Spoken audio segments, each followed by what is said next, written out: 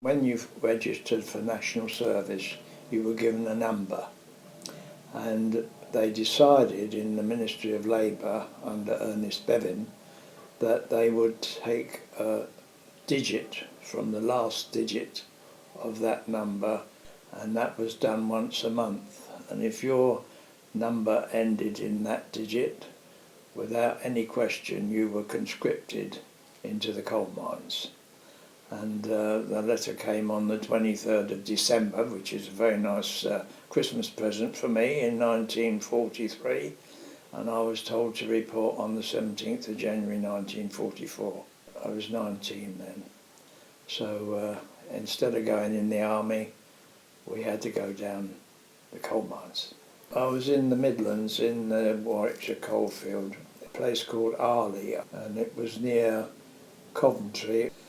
And we were there for nearly 4 years altogether, living in the village. The company itself had a village built of 750 houses because it was in the middle of nowhere. Fortunately, we were visited with a widow who had been a cook, so she was extremely good at rustling up some meals during the war. Used to go from 6 till 2 every day.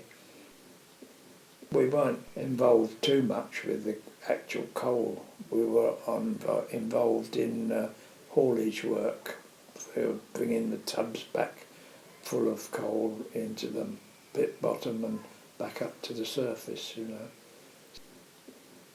That's a medal we got eventually. I suppose that was about 5 years ago, because it was a long time before they even got permission from the British Legion to attend the Cenotaph parade.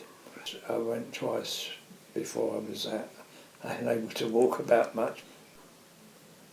Well, I suppose we were all relieved, you know, that at long last we got some recognition. One of the things that in fact, Peter and I wrote a letter to the Times, and we said that we ought to have some form of recognition, like a badge, because if you stood on Euston platform on a Sunday afternoon, you saw nothing but khaki.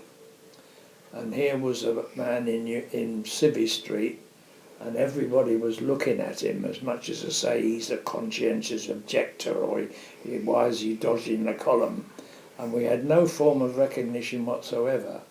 And it was being taken up in the House by the MP for Brighton, a Flight Lieutenant Teeling, I can always remember his name, and he was just about to produce a bill to get us a badge to give us recognition when the Second Front started, so that was the end of that.